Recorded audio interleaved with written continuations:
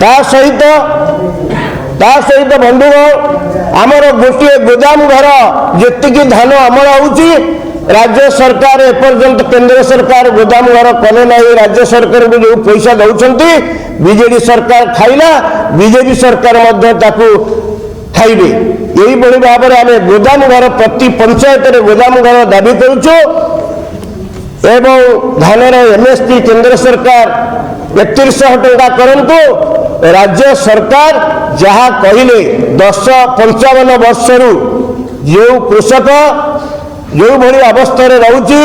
10,000 टंका सर्वनिम्नता को भत्ता दि जाऊ मासिक ता सहित जो बीमा कंपनी गुड़िक टालटोल नीति प्रयोग करुछंती सरकार सहित सला सुतरा होगी कोटी कोटी टंका हड़प करुछंती प्रत्येक जगार सेमती गंजाम ठारू आरंभ कर बड़ बड़ सब अंचल देखा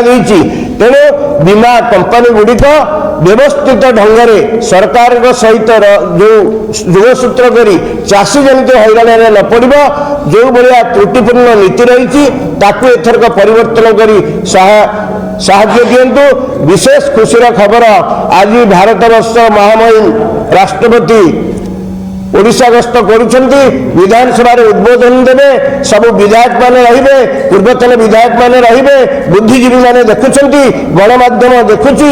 सब राज्यवासी देखुछंती जदि पदुटे कथा न बाहरिबो आमे जानिबु ए सरकारंकर तिळमात्र केंद्र राज्यर दरद नाही चाषी मानक प्रति आज होउची माणमसा गुरुवार मध्य आज दिन में आपण माँ लक्ष्मी देवी की पूजा करुछंती से लक्ष्मी देवी